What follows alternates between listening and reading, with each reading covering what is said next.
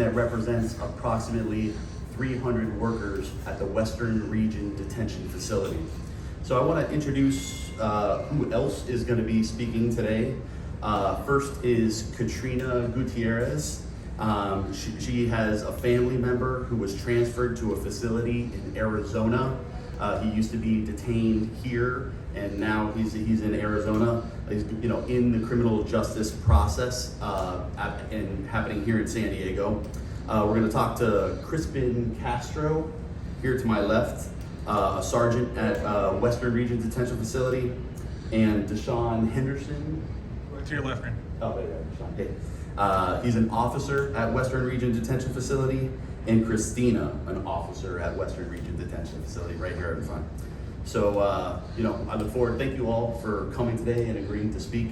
We really appreciate you, putting a face on the issue that we're here to discuss today.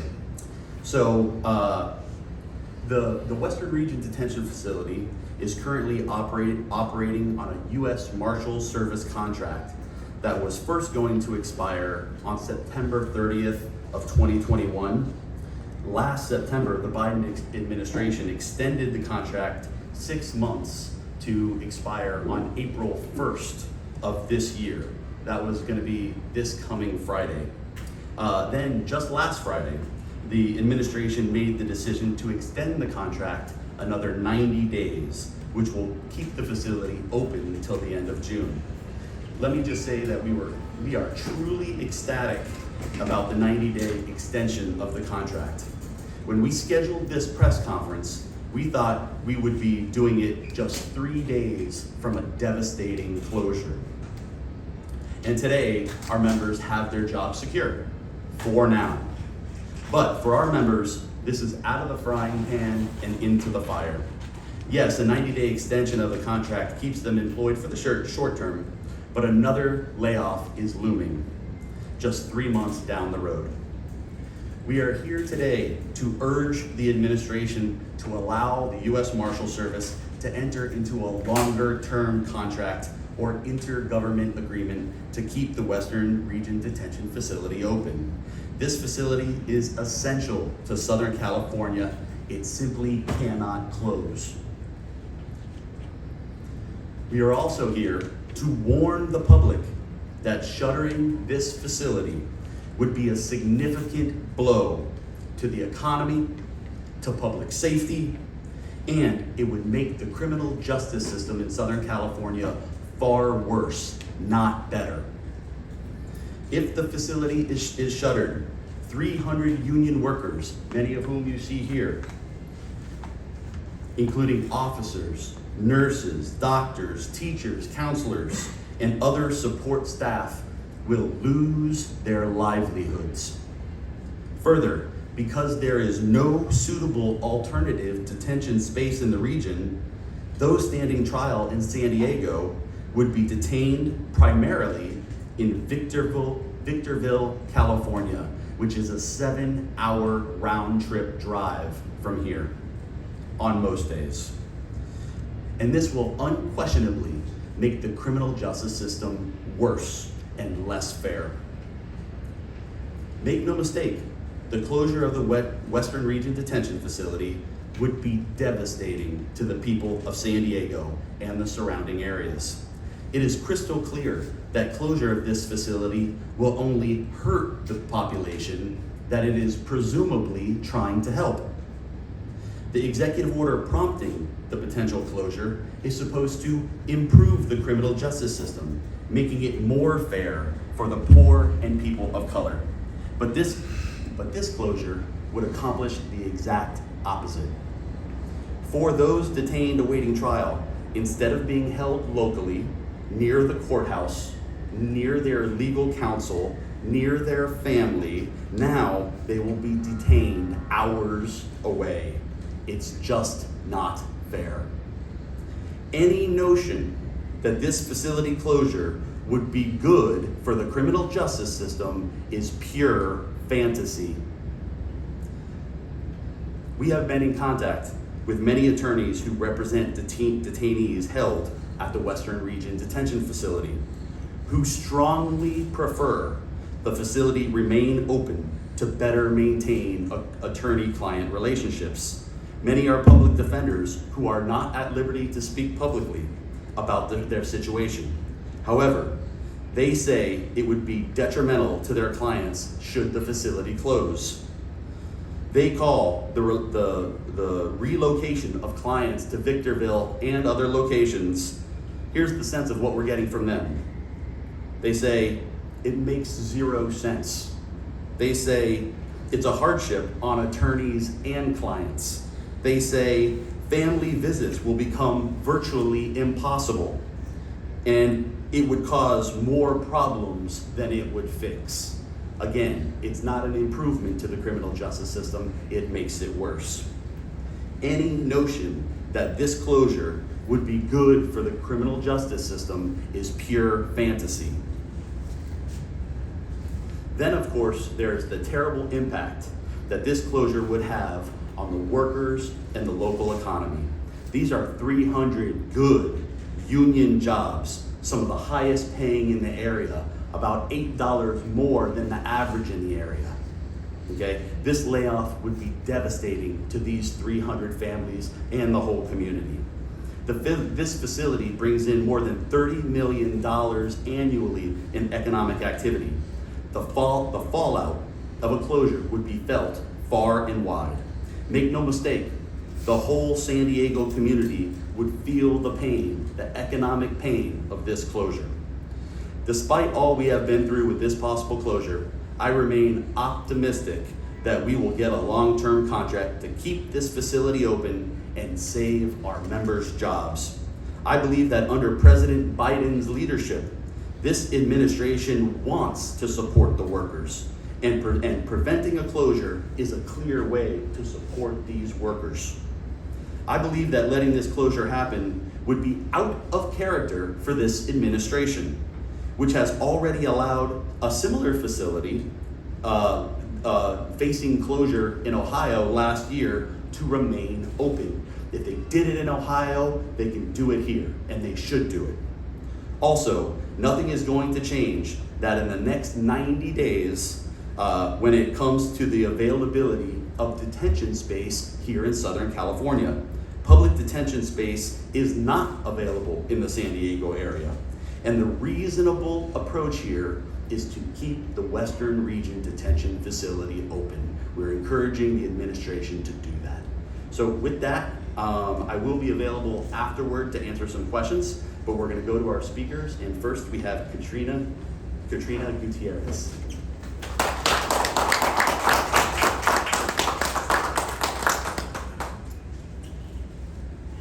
Hey, I'm just gonna read this statement real quick. My name is Katrina, and my husband is Jacob Gutierrez. No. He was recently transferred to a facility in Arizona due to the closure deal.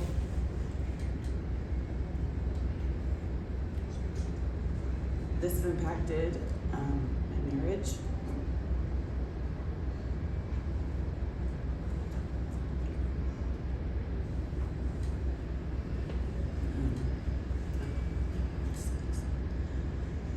As well as the relationship between my husband and his children. We haven't been able to speak with him or visit him, and he hasn't been able to contact his attorney. The facility needs to stay open, not only for the employees, but for the families of the inmates. My husband made a mistake, but my children did not. So, that's it.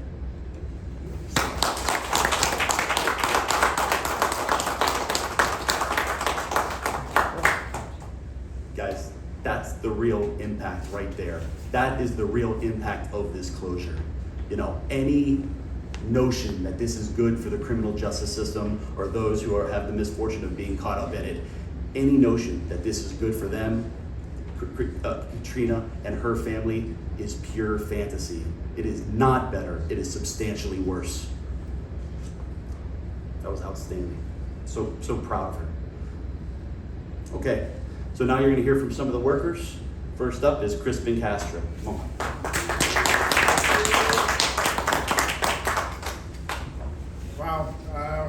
Katrina, thank you for participating in lighting the White House at the real impact that this is taking on our detainee population. You guys heard it from her. It does make an impact on their lives. They're not detainees not able to be around their family members. That's going to take a huge toll. Even trying to maintain that connection with their children is going to take a huge toll. So first of all, I do want to thank everybody for participating in this conference. It's important for us to show our unity as far as the union, and also to let the White House know where we come from and how is this going to affect our community, our lives, and the lives of the detainee population. As everybody knows, our facility has been around have been serving the community for 22 years. Out of 22 years, I served 17 years. Since the beginning, we created and nurtured a culture of providing a professional service to the United States Marshal Service and to the detainee population entrusted to our facility. Our mantra since the beginning, and many of you know this because I'm your instructor, has always been, we are the kinder, gentler detention facility. That's always something that has resonated with me.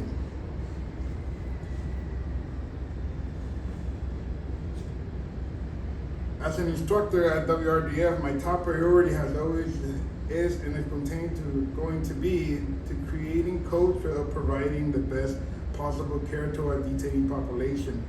Our new staff always quickly adopts this idea of providing a better service to our detainee population, but very quickly, because everybody in our facility adopts that, and we truly do believe that. Over the years, during times of emergency, my staff has courageously several times saved the lives of several of our detainee population that have gone to cardiac arrest or have had other serious medical concerns.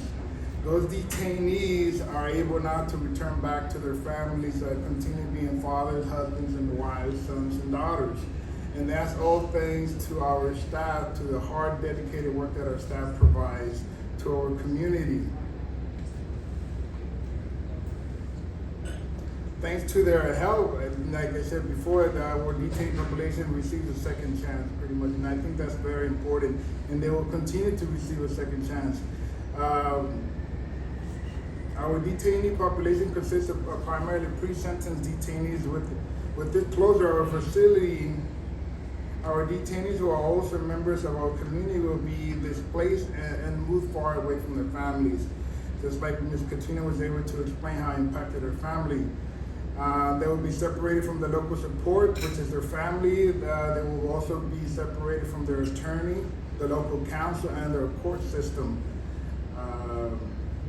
This is going to be placing a hard toll on the detainees' due process. I asked the White House to reconsider the closure of our facility. It's very important that we maintain the due process of our detainee population undisturbed. We are doing great things here. We are doing wonderful things in our facility. We are active in our community.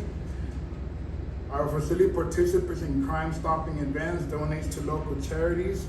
We have been part of our community for 22 years. Please allow our facility to continue the good, honest, hard work that we have been doing for the last 22 years. Thank you very much.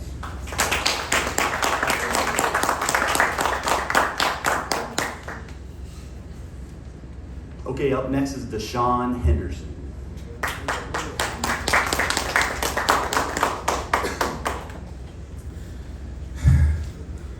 Hello everybody, thank you guys for listening, being here, viewing online. I want to give a glimpse to some of the staff that we have here. Randy Irwin, Crispin Castro also touched on this, but I want to give everyone a glimpse of who our staff, who's serving the community here. I'm entering my 12th year here at this facility as an officer. The people, the staff, the officers that work here, they're single parents. Many of them are military veterans. Many of them care for loved ones in the community. Many of our officers are college educated. Some of them are in this room today. Our staff are trained. Our staff care. Our staff go out of their way to serve our community by working at this facility as corrections officers. We're trained annually. We seek outside training. So, as an American, as an African American, I understand the importance, the extreme importance of having justice and humility in our criminal justice system. Understand the importance of it. I have family members that have been incarcerated and is incarcerated now. So I understand that. Our facility here, we serve the community. We serve the USMS service, and we treat our people, our detainees, with respect, with dignity that they deserve. And we are part of the solution. We're not part of the problem. So my plea is to the public, to officials, to the White House, to keep our facility open, to continue to allow us to do the good work and be part of the solution, not part of the problem. Thank you.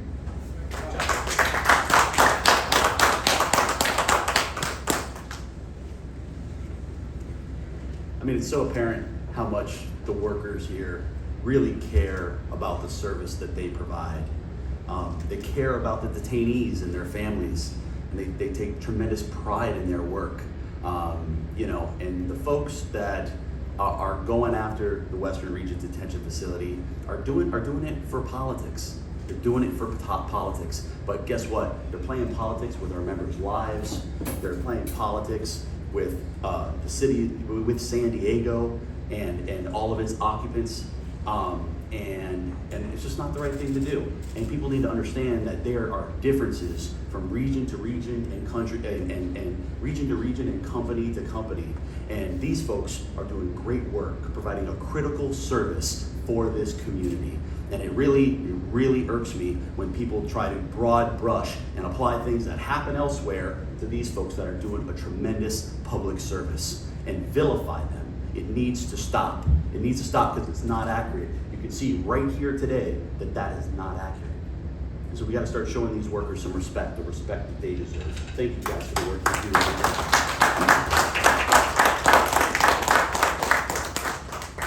Okay, our last speaker today is going to be Christina Catano. Christina Catano, welcome.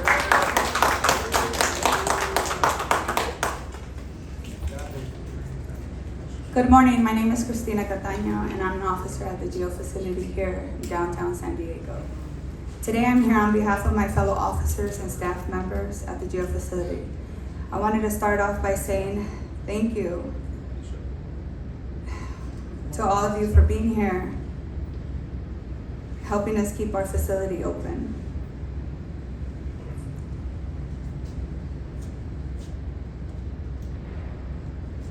So we can keep our jobs until we could continue to serve our community.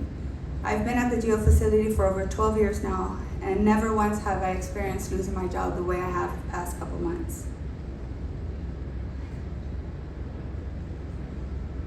I don't understand how somebody could just sign a piece of paper with no regards and change the lives of so many in a negative way.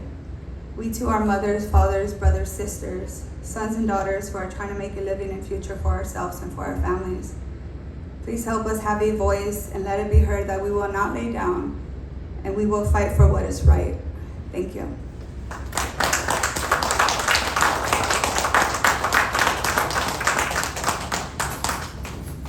So at this time, we'd be happy to take questions. You do one-on-ones? What time now? Will you do one-on-one questions? Sure. Thank you. Yes. Hi. Do you support the potential agreement that Geo Group is trying to enter with McFarland, a town in Northern California or Central California? If there's some sort of alternative methods to keep the facility open, that would put the contract in the hands of, a municipality that's pretty far away from San Diego? Sure. So we support any mechanism that U.S. Marshal Service might use to keep the Western Region Detention Facility open. A lot of folks don't understand this industry very well, but U.S. Marshal Service has entered into hundreds of intergovernment agreements. And so there is one that is kind of queued up and could potentially be the vehicle by which they keep Western Region Detention Facility open, we would support that. We would support a direct, extending a direct contract between U.S. Marshals and the company Geo Group, which our members here are employed by, or any other intergovernment agreement that could be established. So really, any way the facility stays open, we support it. And really, that is the status quo for this area. To the people of San Diego, it doesn't matter the kind of bureaucratic instrument of whether there's an intergovernment agreement or a direct contract. That doesn't matter. What matters is that this facility remain open and continue to serve the people of San Diego. Any other questions? Okay. Okay, so I guess like we said, we'd be happy to do some individual interviews afterward, but thank you all for being here. We greatly appreciate it. Thank you.